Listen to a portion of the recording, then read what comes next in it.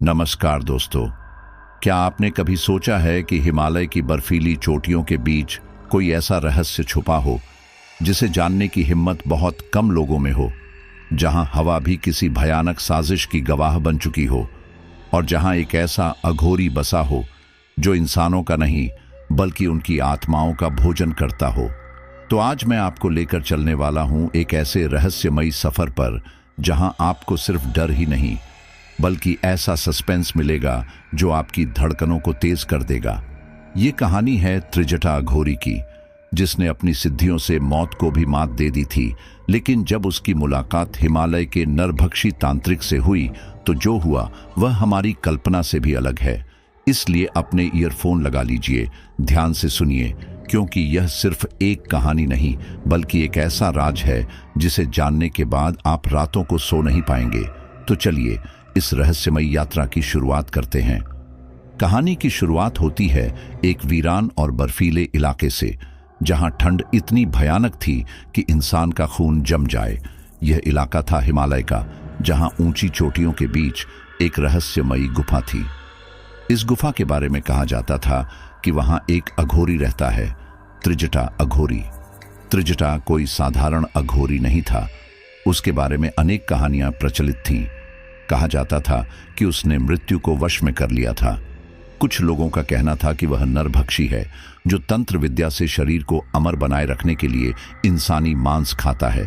लेकिन क्या यह सच था या फिर सिर्फ एक भयावह दंत कथा? एक दिन 4 लोग उस गुफा की ओर बढ़ रहे थे। वे थे विक्रम, अजय, रीना और सुरेश। ये चारों दोस्त ट्रैकिंग के शौकीन थे और रहस्यमयी जगहों की खोज में रहते थे। उन्होंने त्रिजटा अघोरी की कहानी सुनी थी और यह जानने के लिए निकले थे कि वह असल में कौन है। जैसे ही वे गुफा के करीब पहुंचे, उन्हें एक अजीब एहसास हुआ। वातावरण में एक अज्ञात डर था। ठंडी हवा भी जैसे कोई संदेश दे रही थी, यहां मत आओ। लेकिन जिज्ञासा के आगे डर फीका पड़ गया। वे आगे बढ़ते गए।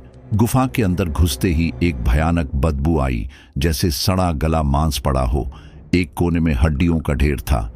यह देखकर रीना की चीख निकल गई। अजय ने उसके मुंह पर हाथ रखकर उसे चुप कराया। तभी एक गहरी भारी आवाज गूंज उठी, तुम लोग कौन हो? चारों ने पीछे मुड़कर देखा। एक लंबी दुबली मगर मजबूत काया वाला व्यक्ति उनके सामने खड़ा था। उसकी आंखें सुर्ख थीं, जैसे किसी ने आग जला रखी हो। उसके शरीर पर राख लगी थी और गले में इंसानी खोपड़ियों की माला थी। विक्रम ने हिम्मत जुटाकर कहा, हम बस यात्री हैं। त्रिजटा हंसा, मगर उसकी हंसी डरावनी थी। यात्री या मेरी विद्या चुराने आए हो? उसकी आवाज में एक अजीब सी शक्ति थी। सुरेश घबरा गया, नहीं, हम तो बस यहां देखना चाहते थे कि आप सच में नरभक्षी हो या नहीं। त्रिजटा ने वाक्य पूरा किया। उसकी आंखों में अजीब चमक थी। तभी गुफा में आग जल उठी। बिना किसी के छुए जलती हुई लकड़ियां हवा में घूमने लगी। अचानक एक साया गुफा की दीवार से बाहर आया, एक छायामान आकृति जो इंसान जैसी थी, मगर उसकी आंखें जल रही थीं। तुम्हें लगता है मैं ही अकेला हूं जो इस गुफा में रहता है? त्रिजटा ने धीमे स्वर में कहा, यहां कुछ और भी है जो मुझसे भी ज्यादा खतरनाक है। चारों के दिल की धड़कन तेज हो गई। अगर त्रिजटा ही इतना भयावह था तो वह कौन था जिसका वह जिक्र कर रहा था? विक्रम ने हिम्मत करके पूछा, क्या यह आत्मा है? त्रिजटा मुस्कुराया, आत्मा नहीं, यह एक प्राणी है जो इंसानी मांस से जिंदा रहता है और यह अब जाग चुका है। गुफा के अंदर अंधेरा और घना हो गया। एक भयानक गुर्राहट गूंजने लगी। अचानक दीवार पर टंगी एक खाल हिलने लगी, जैसे कोई उसके अंदर था। त्रिजटा चिल्लाया, भागो! मगर देर हो चुकी थी। दीवार से एक जीव निकला, काला, बड़ा और बेहद डरावना। उसकी आंखों में लाल चमक थी और उसके दांत इतने बड़े थे कि किसी भी इंसान की खोपड़ी चबा सकते थे। रीना डर से कांपने लगी और बोली, यह क्या है? त्रिजटा ने मंत्र पढ़ना शुरू किया, लेकिन जीव बहुत तेज था। वह अजय की ओर झपटा, मगर त्रिजटा ने उसे धक्का दे दिया। अगर जिंदा रहना चाहते हो तो मेरी बात मानो। चारों को अब यकीन हो चुका था। वे बहुत बड़ी गलती कर चुके थे, लेकिन क्या अब वे बच पाएंगे या यह उनका आखिरी सफर साबित होगा? त्रिजटा के चेतावनी भरे शब्दों के बाद भी चारों को समझ नहीं आ रहा था कि अब क्या किया जाए। वह भयानक जीव धीरे धीरे उनकी ओर बढ़ रहा था। उसकी आंखें जलती हुई अंगारों की तरह चमक रही थीं और उसकी सांसें इतनी भारी थीं कि गुफा की दीवारें तक कंपन करने लगीं। त्रिजटा ने एक मुट्ठी राख उठाई और मंत्र पढ़ते हुए उसे जीव पर फेंक दिया। राख के छूते ही जीव कुछ क्षण के लिए पीछे हटा, मगर तुरंत ही और ज्यादा गुस्से में आ गया। यह कोई सामान्य आत्मा नहीं है, त्रिजटा फुसफुसाया। यह हिमालय का नरभक्षी तांत्रिक है, जो कभी इंसान था लेकिन तंत्र विद्या के कारण एक राक्षस बन गया। रीना कांपते हुए बोली, अगर यह पहले इंसान था तो इसे रोका क्यों नहीं गया? त्रिजटा ने गहरी सांस ली, क्योंकि इसने अमृता प्राप्त कर ली थी। इसे मारा नहीं जा सकता, इसे सिर्फ वश में किया जा सकता है, और इसके लिए हमें गुफा के सबसे गहरे हिस्से में जाना होगा। विक्रम ने डरते हुए पूछा, वहां क्या है? वहां एक मंत्रित शिला है, त्रिजटा ने जवाब दिया। वह शिला ही इसे कैद कर सकती है, मगर रास्ता आसान नहीं है। अब उनके पास और कोई विकल्प नहीं था। चारों त्रिजटा के साथ गुफा के अंदर की ओर भागे, मगर वह नरभक्षी तांत्रिक इतनी आसानी से हार मानने वाला नहीं था। उसकी लंबी नुकीली उंगलियां हवा में लहराईं और अचानक गुफा की छत से काले धागों जैसे कुछ लटके, जो सीधे चारों की ओर बढ़े। सुरेश के पैर में एक धागा लिपट गया। अगले ही क्षण वह चीख पड़ा। वह धागा उसकी त्वचा में चुभ रहा था, जैसे कोई जहर शरीर में फैल रहा हो। त्रिजटा ने बिना समय गंवाए अपने त्रिशूल से वह धागा काट दिया, लेकिन तब तक सुरेश की आंखें लाल हो चुकी थीं। त्रिजटा चिल्लाया, यह उसे अपने वश में कर रहा है। अजय ने हड़बड़ाते हुए पूछा, तो अब क्या करें? हमें इसे वहीं छोड़ना होगा। नहीं, विक्रम ने विरोध किया और बोला, हम उसे ऐसे नहीं छोड़ सकते। लेकिन त्रिजटा गंभीर था। अगर हम रुके तो हम में से कोई भी जिंदा नहीं बचेगा। ये तुम्हें भी अपने वश में कर लेगा। तभी सुरेश की आंखों से खून बहने लगा और उसने गहरे स्वर में कहा, तुम बच नहीं सकते, वह आ रहा है। अगले ही क्षण सुरेश जमीन पर गिर पड़ा और उसका शरीर कांपने लगा। गुफा की दीवारों पर अजीब सी आकृतियां बनने लगीं। ऐसा लग रहा था जैसे पूरा स्थान किसी प्राचीन तंत्र मंत्र की गिरफ्त में आ गया हो। त्रिजटा ने जल्दी से राख का एक और गोला उठाया और सुरेश के चारों ओर घेरा बना दिया। तभी एक गूंजती हुई हंसी गुफा में गूंज उठी। तुम मुझे रोक नहीं सकते त्रिजटा। यह आवाज किसी और की नहीं, बल्कि उसी नरभक्षी तांत्रिक की थी। वह अब पूरी तरह प्रकट हो चुका था, एक विशालकाय छाया जिसके पीछे हजारों चेहरों की परछाइयां थीं। हमें जल्दी करनी होगी, त्रिजटा ने चारों को इशारा किया। अगर वह पूरी तरह मुक्त हो गया तो कोई नहीं बचेगा। चारों तेजी से गुफा की गहराइयों की ओर भागने लगे, लेकिन हर कदम पर उन्हें लग रहा था कि वे मौत के और करीब जा रहे हैं। आगे क्या होगा? क्या वे उस शिला तक पहुंच पाएंगे? क्या त्रिजटा इस नरभक्षी तांत्रिक को रोक पाएगा? देखने के लिए बने रहिए। हमारे साथ त्रिजटा और बाकी तीनों गुफा की गहराइयों में भागते जा रहे थे, मगर उनके पीछे वह नरभक्षी तांत्रिक भी तेजी से बढ़ रहा था। गुफा अब पहले से भी ज्यादा डरावनी लग रही थी। दीवारों पर अजीब आकृतियां बन रही थीं, जैसे कोई अदृश्य शक्ति उन पर नजर रख रही हो।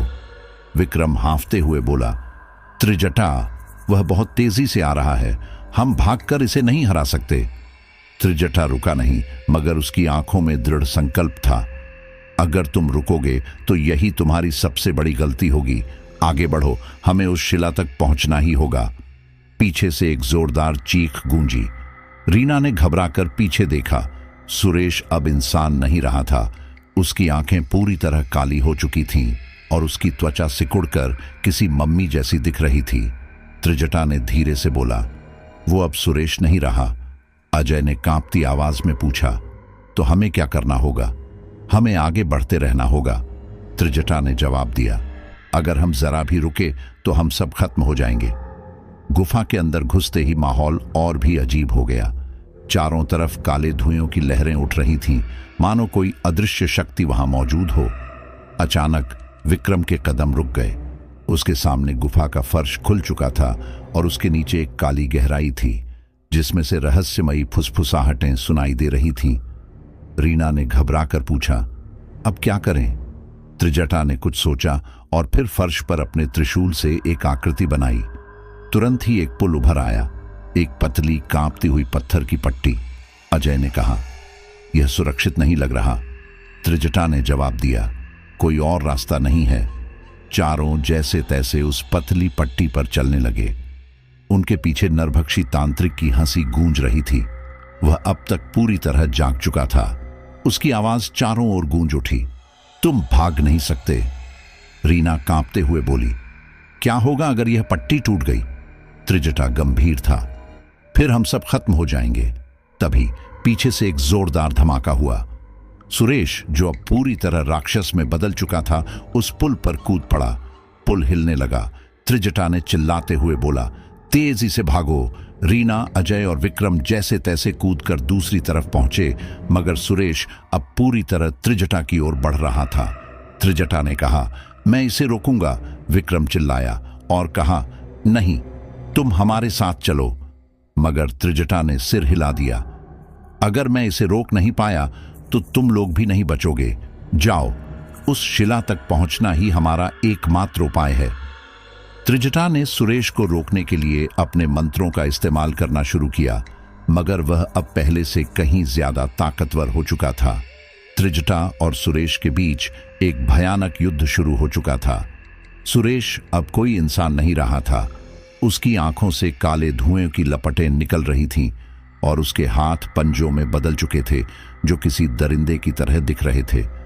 वह गरजता हुआ त्रिजटा पर झपटा, मगर त्रिजटा ने अपनी राख से भरी थैली हवा में उछाली और मंत्र पढ़ते हुए उसे सुरेश पर फेंक दिया।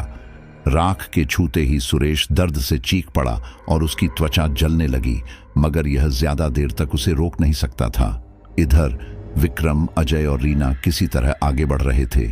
गुफा अब और भी संकरी और डरावनी होती जा रही थी। चारों ओर अजीब अजीब आकृतियां बन रही थीं, मानो कोई छाया उनके साथ साथ चल रही हो। रीना ने डरते हुए पूछा, हम सही दिशा में जा रहे हैं ना? विक्रम ने जवाब दिया, हाँ, हमें बस वह शिला ढूंढनी है। लेकिन तभी गुफा के अंदर से गूंजती हुई आवाज आई, तुम लोग कभी वहां तक नहीं पहुंचोगे। यह नरभक्षी तांत्रिक की आवाज थी। वह पूरी तरह जाग चुका था और उसकी उपस्थिति इतनी प्रबल थी कि गुफा की दीवारें भी कंपाने लगीं। तभी अजय के पैरों के नीचे की जमीन हिलने लगी। अचानक वह जमीन धंस गई और अजय नीचे गिरने लगा। विक्रम और रीना चिल्लाए, अजय! अजय की चीख गुफा में गूंज उठी। वह एक अंधेरे गड्ढे में गिर चुका था, जहां से धुएं की लहरें उठ रही थीं। रीना ने विक्रम की तरफ देखा और बोली, हमें उसे बचाना होगा। मगर इससे पहले कि वे कुछ कर पाते, उनके सामने एक विशाल आकृति उभर आई। यह वही नरभक्षी तांत्रिक था, मगर अब वह पूरी तरह से भौतिक रूप में प्रकट हो चुका था। उसका शरीर काले धुएं से बना था, उसकी आंखें आग की तरह जल रही थीं और उसके नुकीले दांत चमक रहे थे। तुम लोग यहां तक पहुंचने की हिम्मत कैसे कर सकते हो? उसकी आवाज किसी भूकंप की तरह गूंजी। विक्रम और रीना के शरीर ठंडे पड़ गए, उनके पैर कांपने लगे। रीना ने कांपती आवाज में पूछा, अब क्या करें? विक्रम ने हिम्मत जुटाकर कहा, हमें शिला तक पहुंचना ही होगा, यही हमारा एकमात्र रास्ता है। मगर नरभक्षी तांत्रिक ने हवा में हाथ घुमाया और चारों ओर अंधेरा छा गया। गुफा अब पूरी तरह अंधकार में डूब चुकी थी। विक्रम और रीना को कुछ भी दिखाई नहीं दे रहा था, मगर उनके कानों में लगातार फुसफुसाहटें गूंज रही थीं, जैसे कई आत्माएं एक साथ कुछ कह रही हों। रीना ने घबराकर विक्रम का हाथ पकड़ लिया। हम फंस गए हैं, हमें कुछ दिखाई नहीं दे रहा। विक्रम ने धीरे से कहा, डरो मत, हमें आगे बढ़ना होगा। अगर हम रुक गए तो यही हमारी सबसे बड़ी गलती होगी। तभी सामने अंधेरे के बीच एक लाल चमकती हुई रोशनी दिखी। ये वही शिला थी जिसे त्रिजटा ने ढूंढने के लिए कहा था। रीना बोली, हमें बस वहां तक पहुंचना है। मगर जैसे ही उन्होंने कदम बढ़ाया, जमीन के नीचे से भयानक चीखें उठने लगीं। गुफा की दीवारों से काले हाथ निकलने लगे जो उनकी तरफ बढ़ रहे थे। पीछे से नरभक्षी तांत्रिक की गूंजती हुई हंसी सुनाई दी, तुम लोग समझ नहीं रहे, यह शिला तुम्हारी मुक्ति नहीं बल्कि तुम्हारा विनाश है। इधर त्रिजटा अभी भी सुरेश से भिड़ा हुआ था। सुरेश पूरी तरह से राक्षस बन चुका था। उसकी त्वचा अब लोहे जैसी कठोर हो गई थी और उसकी ताकत दुगनी हो चुकी थी। त्रिजटा ने मंत्र पढ़ते हुए अपने त्रिशूल को घुमाया, मगर सुरेश ने एक ही झटके में उसे दूर फेंक दिया। त्रिजटा गुफा की दीवार से टकराकर नीचे गिर गया। उसका सिर घूमने लगा, मगर वह जानता था कि उसे अभी हार नहीं माननी थी। सुरेश, तुम अब भी अपने अंदर के इंसान को बचा सकते हो।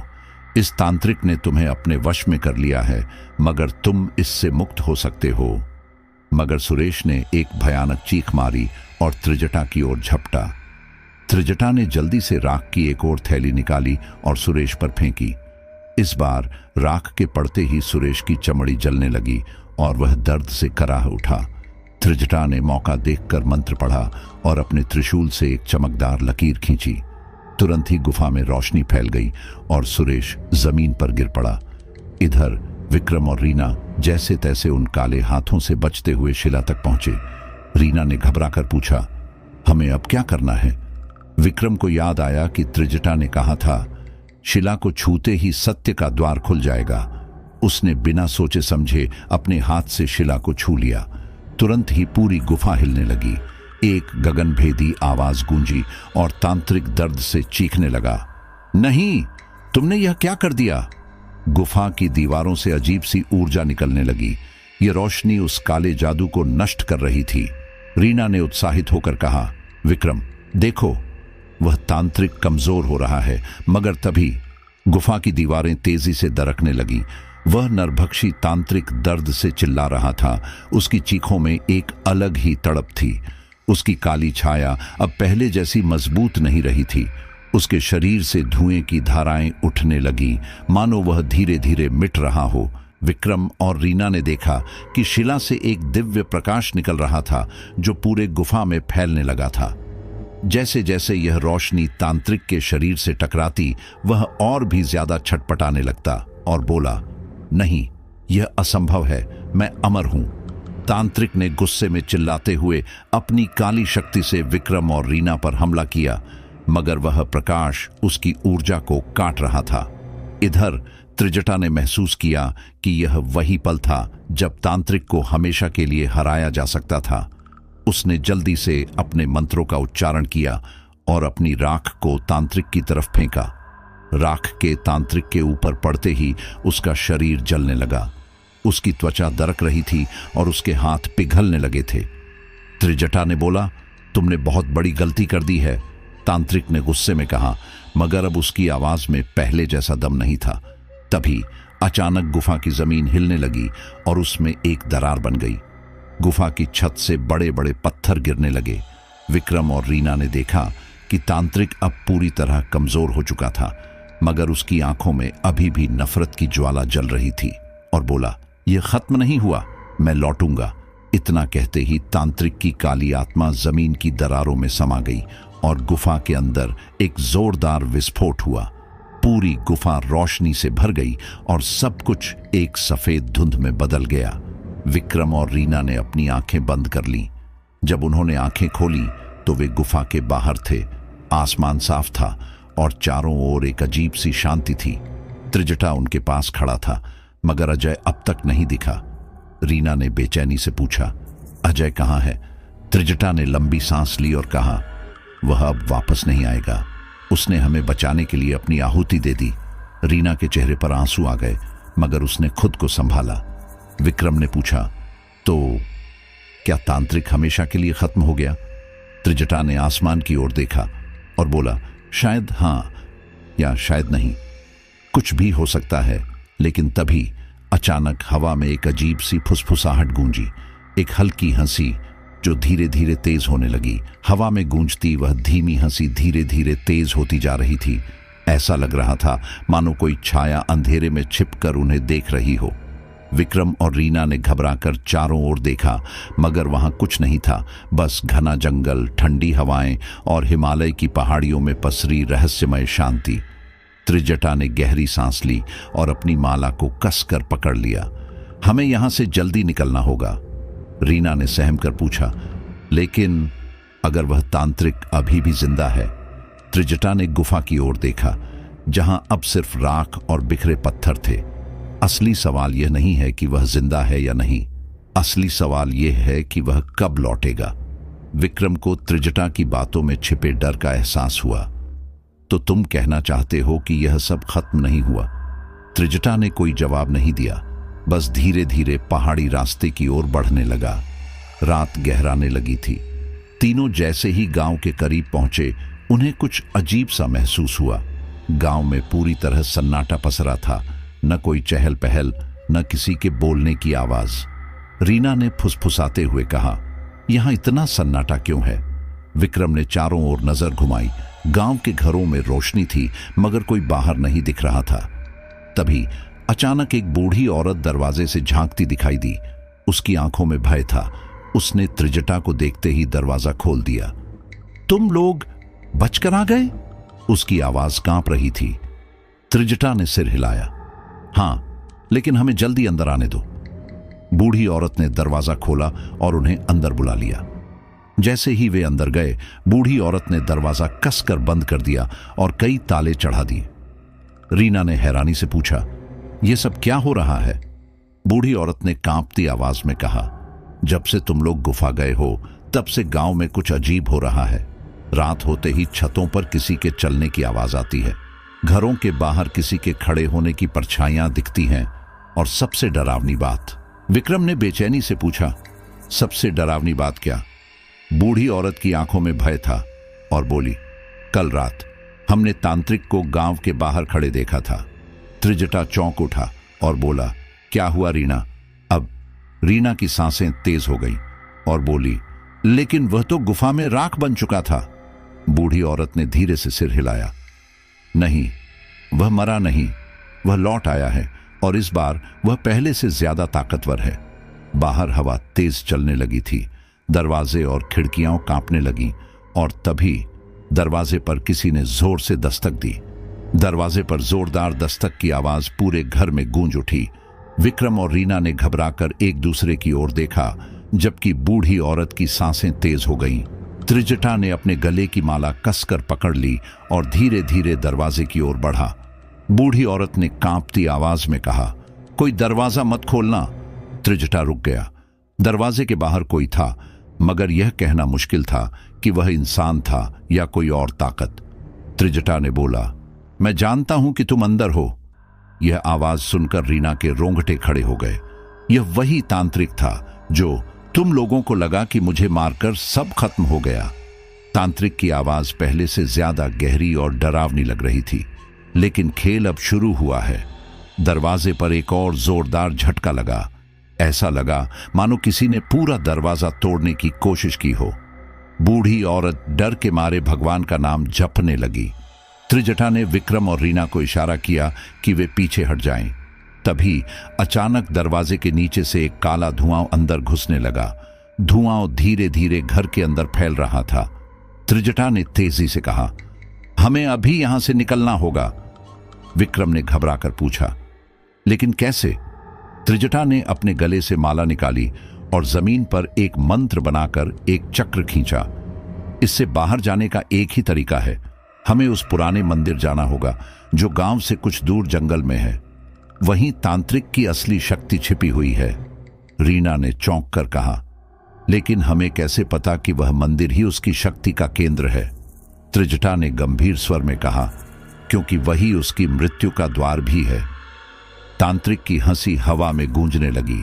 अब धुआं पूरे कमरे में भर चुका था और दरवाजा जोर जोर से हिलने लगा। चलो, अब देर नहीं कर सकते। त्रिजटा ने मंत्र पढ़ा और चक्र में प्रवेश किया। एक चमकदार रोशनी फैली और अगले ही पल विक्रम, रीना और त्रिजटा जंगल के बीचों बीच खड़े थे।